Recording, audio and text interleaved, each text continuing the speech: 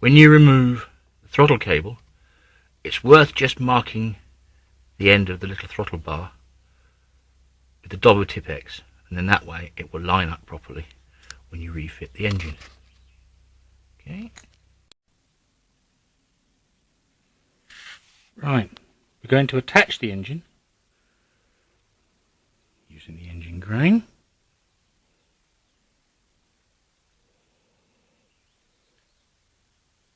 To the wonderful lugs that are fitted on the CT engine.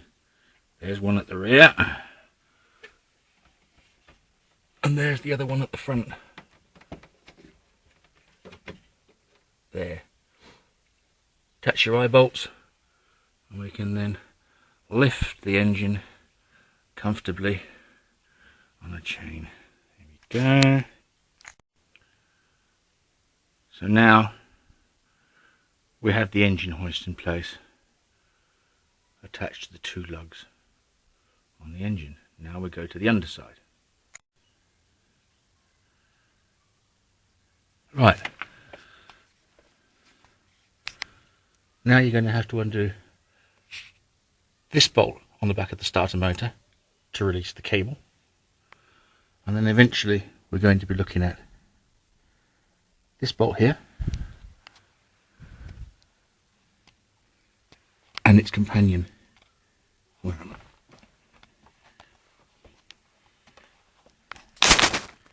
There. Oops. There. Get those two slackened off.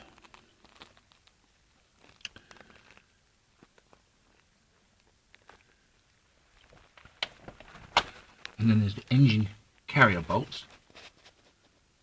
Same things on either side. You're going to slacken those off.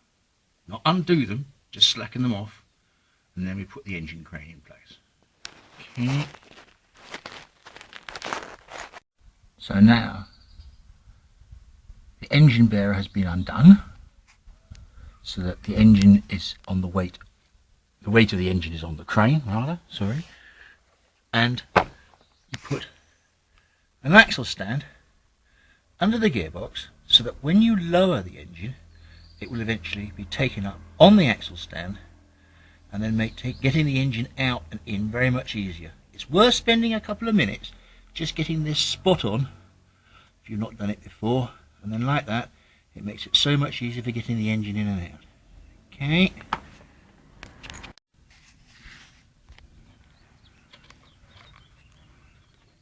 Disconnect your heat exchanger tubes, the flexes. Once they're unscrewed, they pull it out, and you can leave the rubber hat in place. You see? There we are, it's disconnected. Same thing the other side. Nice and easy. Keep it simple. Right.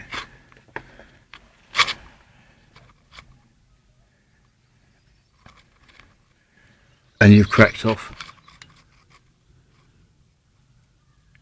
that nut there and that nut there. Not undone, just cracked them off, just to make it life nice and easy. Okay, little look underneath, everything looks alright. Okay, there we are. There's the axle stand under the gearbox.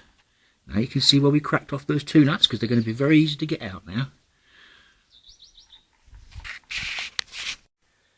Make sure nothing is fouling the engine for when you want to pull it out. Make sure the dipstick is clear and the oil filler tube, and that there's no wires left attached, no throttle cables, no heat exchanger cables, and so on. There we go. Okay. Right. The engine is now being lowered, and so that the gearbox is sitting on the axle stand, and now you can see, you can quite clearly get to everything nice and easily. You'll be able to undo the bolts, the two top bolts for the engine. Here's the famous D bolt, right, which you can now get at very, very easily. Nice and simple.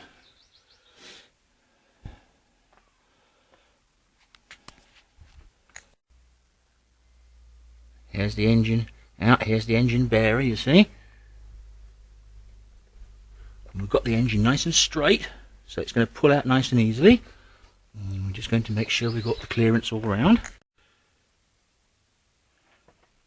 Okay, you've now undone the first top bolt. We've now undone the D bolt, and there it is, the famous D bolt, which, as you can see why it's called a D bolt. There we are. Right, same thing on the underside. Right, that's all the bolts off. Now adjust the jack so that the gap here between the gearbox and the engine is the same at the top and at the bottom. That way the engine and gearbox are still in line in order to make pulling the engine out this way nice and easy. There we are. That's the engine now floating free.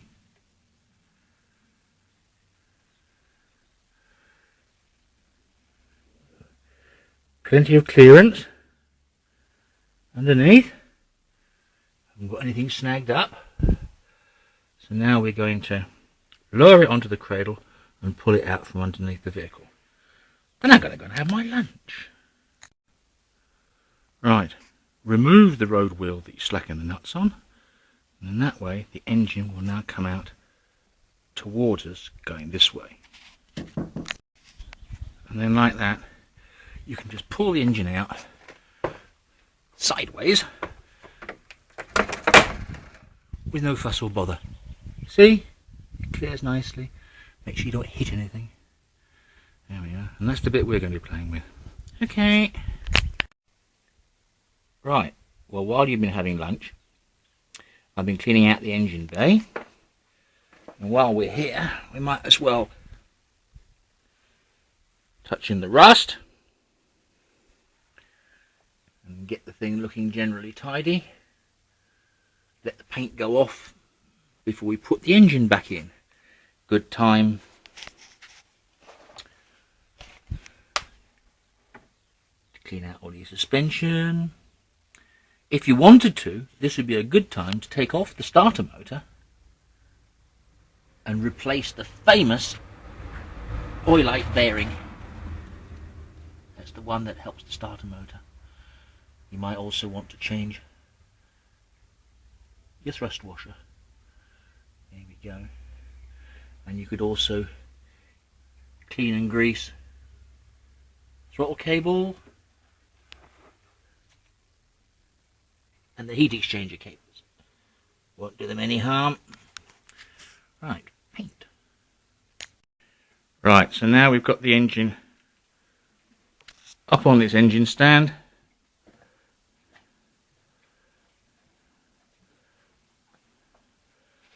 And the jobs we're going to tackle are, we're going to remove the clutch and flywheel and insert a new flywheel crankcase oil seal. Which looks like that.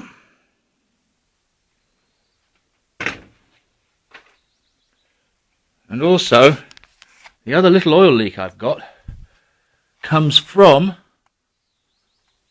in there the only telescopic pushrod tube that I've got in its place, which leaks.